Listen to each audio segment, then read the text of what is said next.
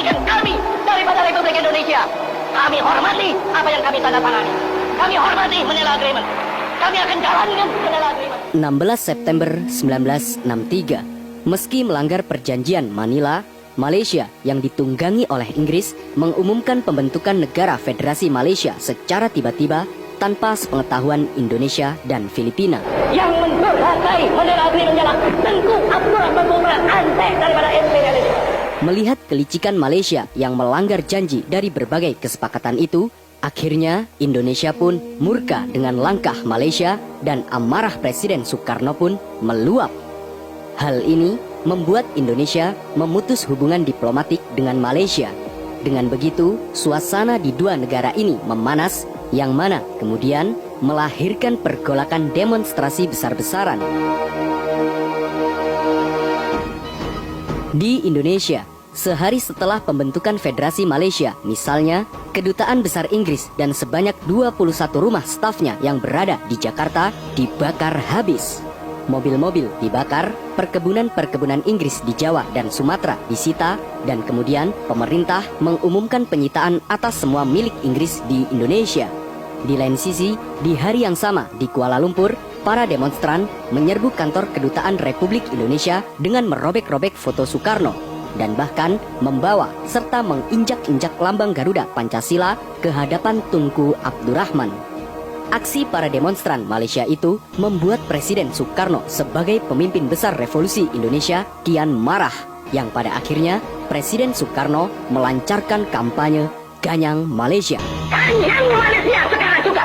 Akhirnya, Malaysia yang baru merdeka harus bersiap diri menghadapi negara tetangganya dengan populasi terbesar se-Asia Tenggara. Dalam rangka politik konfrontasi terhadap proyek neokolonialis Malaysia yang nyata-nyata merupakan ancaman dan tantangan bagi revolusi Indonesia. Seiring berjalannya waktu, di saat kampanye Ganyang Malaysia yang digaungkan Presiden Soekarno, pada tanggal 20 Januari 1964, Menteri Luar Negeri Indonesia, Dr. Subandrio, mengumumkan bahwa Indonesia mengambil sikap bermusuhan terhadap Malaysia. Untuk menyikapi konflik regional Ganyang Malaysia ini, pada tanggal 3 Mei 1964, Presiden Soekarno menyerukan Dwi Kora atau Dwi Komando Rakyat untuk menghancurkan Federasi Malaysia. Di antaranya, perkuat ketahanan revolusi Indonesia, bantu perjuangan revolusioner rakyat Malaya, Singapura, Sarawak, dan Sabah untuk menghancurkan Malaysia.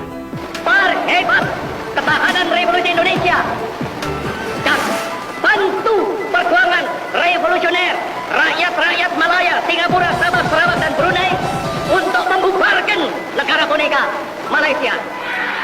Guna mendukung aksi Dwi Kora ini, pemerintah membuka pendaftaran sukarelawan untuk dikirim berperang ke wilayah-wilayah seperti Sabah dan Sarawak. Seruan atau komando Presiden Soekarno ini disambut baik oleh masyarakat dan ABRI. Sekitar 21 juta orang dilaporkan mendaftarkan diri sebagai sukarelawan Dwi Kora. Untuk mensukseskan seruan perang Dwi Kora ini, pihak militer Indonesia memutuskan untuk melibatkan personel militer lebih banyak guna mendampingi dan memperkuat para sukarelawan di daerah musuh. Namun, operasi perang yang dilakukan ini adalah perang bayangan atau proxy war karena tidak ada pasukan resmi yang dikirim. Di lain sisi, dilakukannya proxy war dalam konfrontasi ini guna menghindari perang secara terbuka dengan Malaysia karena tidak adanya dukungan bagi Indonesia dari negara lain. Sementara kala itu, Malaysia mendapatkan perlindungan dari Inggris, Australia, dan Selandia Baru. Hal ini dinilai akan mengepung Indonesia dari berbagai arah.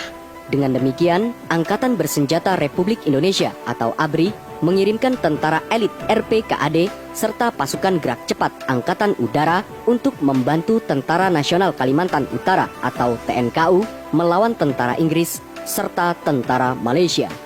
Selain itu, untuk mengurangi keterlibatan militer Indonesia, dibentuklah sebuah milisi dari pasukan sukarelawan.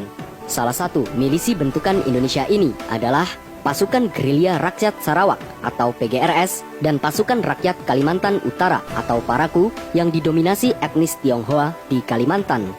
Akhirnya, pertempuran antara Indonesia dan Malaysia yang dibantu Inggris pun terjadi pada sepanjang tahun 1964 hingga akhir tahun 1965.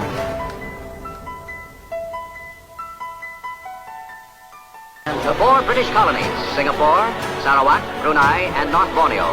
Untuk melawan tentara Malaysia yang dibantu oleh Inggris, militer Indonesia menggunakan metode klasik serangan secara langsung, yakni dengan menginfiltrasi perbatasan Malaysia. Sehingga terjadilah berbagai pertempuran di wilayah Tebedu, Kalabakan, Tawau, Sebatik, dan beberapa tempat lainnya di Kalimantan Utara. Over 45,000 Empire troops are deployed. Sementara itu, pihak Malaysia yang dibantu Inggris hanya berfokus untuk mempertahankan wilayah-wilayah dan menghindari atau meminimalkan pertempuran dengan militer Indonesia. Mengingat Inggris dan Malaysia tidak menginginkan adanya peperangan. This film was made at the northern end of a border which stretches for 1,000 jungle miles. Namun, karena wilayah Kalimantan yang kala itu dipenuhi hutan yang lebat, serangan secara langsung yang dilakukan oleh militer Indonesia ini memiliki hambatan yang signifikan, baik minimnya bantuan logistik maupun bantuan persenjataan. Bahkan, kala itu, pandangan dan wawasan mengenai peta Kalimantan atau tempat operasi ini sangatlah terbatas. Sehingga, serangan secara langsung militer Indonesia melawan Malaysia ini beberapa kali mengalami kegagalan. Namun, meski mengalami berbagai kegagalan, pihak Indonesia menggunakan taktik lain, yakni dengan menggunakan aksi sabotase dan pengeboman. Action is a promise to crush and to destroy Malaysia. Sebelum terjadinya aksi sabotase di Singapura yang dilakukan oleh pihak Indonesia, negara-negara barat seperti Amerika Serikat dan negara persemakmuran barat lainnya ikut campur dalam urusan politik Malaysia. Pada tanggal 7 Januari 1965 misalnya, atas dorongan Inggris dan intervensi Amerika Serikat, Malaysia diterima sebagai anggota tidak tetap Dewan Keamanan PBB.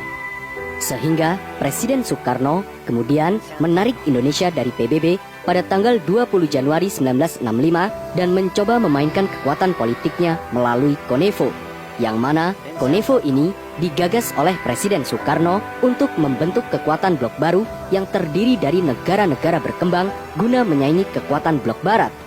Gagasan KONEVO ini didukung penuh oleh negara-negara komunis seperti RRC dan Uni Soviet. Terlibatnya beberapa negara dalam konfrontasi Indonesia-Malaysia membuktikan bahwa konflik ini yang kemudian menentukan arah daripada era Perang Dingin. Namun, lagi-lagi usaha Indonesia dalam KONEVO ini tidak membuahkan hasil sama sekali, bahkan mengalami kegagalan. Akhirnya, pihak Indonesia memilih untuk menggunakan taktik lain dalam menghancurkan Malaysia, yakni melakukan aksi sabotase. Indonesia made the decision to name a Navy ship after 2 Marines who bombed a McDonald House in Singapore in 1965, killing 3 civilians. Salah satu aksi sabotase ini dilakukan oleh Janatin alias Usman dan Thohir alias Harun di Hotel McDonald, Singapura. Aksi yang dilakukan pada tanggal 10 Maret 1965 dini hari ini diledakkan oleh bom serta guncangan yang hebat di Hotel McDonald yang di dalamnya terdapat puluhan orang sipil Singapura. Ledakan yang dilakukan oleh marinir Indonesia Usman dan Harun ini menewaskan 3 orang dan puluhan orang lainnya mengalami luka-luka, sehingga trauma dan kebingungan tersebar di seluruh Singapura. Serangan-serangan serupa sebenarnya banyak dilakukan di Singapura dan tentu tidak akan terhenti. Pesan Indonesia daripada aksi sabotase ini adalah menghancurkan Federasi Malaysia yang di dalamnya terdapat Singapura.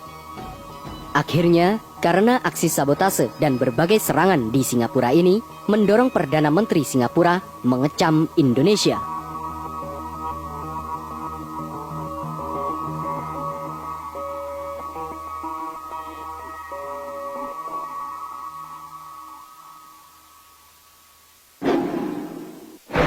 The first Prime Minister of Malaya is Tengku Abdul Rahman, a staunch friend and ally of the West. Karena berbagai serangan dan aksi sabotase Indonesia di Singapura, kondisi Singapura mengalami kekacauan dan konflik internal.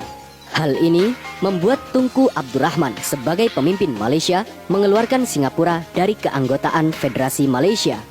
Hal ini membuktikan bahwa usaha Indonesia menghancurkan Federasi Malaysia mulai membuahkan hasil. Namun, Presiden Soekarno tetap tidak berhasil memenuhi ambisinya untuk menghancurkan Federasi Malaysia atau mengganyang Malaysia. Hal ini dikarenakan terjadinya kekacauan dan pergolakan di Indonesia. Pada hari Kamis tanggal 30 September 1965, di Ibu Kota Republik Indonesia Jakarta telah terjadi gerakan militer dalam Angkatan Darat. Pada tanggal 30 September 1965 misalnya, terjadi kudeta berdarah militer Indonesia yang menewaskan beberapa jenderal terbaik Indonesia, sehingga seluruh prioritas pemerintahan dialihkan ke dalam negeri. Meski kudeta berdarah ini digagalkan, kekuasaan Presiden Soekarno lambat laun berkurang secara signifikan, yang pada akhirnya pemerintahan Soekarno digantikan oleh pemerintahan Orde Baru atau pemerintahan yang dipimpin oleh Presiden Soeharto. Namun, langkah yang diambil pemerintahan Soeharto ini sangat berbeda dengan pemerintahan Soekarno.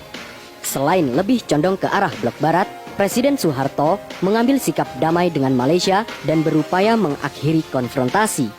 Sehingga pada tanggal 11 Agustus 1966, Indonesia dan Malaysia resmi berdamai dan akhirnya periode konfrontasi Indonesia dan Malaysia pun berakhir.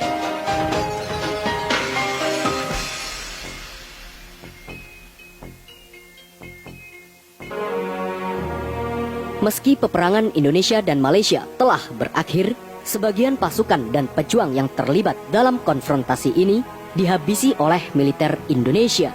Pada akhir tahun 1966 misalnya, pasukan gerilya rakyat Sarawak atau PGRS dan pasukan rakyat Kalimantan Utara atau Paraku yang didominasi etnis Tionghoa di Kalimantan dihabisi oleh suku Dayak dan militer Indonesia karena dituduh sebagai antek komunis. Peristiwa ini dikenal dengan peristiwa Mangkuk Merah. Di lain sisi, Usman dan Harun yang terlibat dalam aksi sabotase di Singapura dieksekusi mati di Singapura pada tanggal 17 Oktober 1968 yang kemudian dimakamkan di Makam Pahlawan Kalibata, Jakarta. Dan Usman dan Harun ini mendapat tanda kehormatan Bintang Sakti serta mendapat gelar sebagai pahlawan nasional.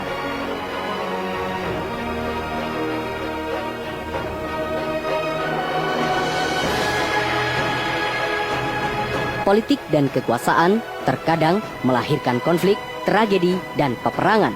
Peperangan yang selalu menghilangkan nyawa seseorang dan demi kepentingan segelintir elit tak lain hanyalah sebuah peperangan yang sia-sia.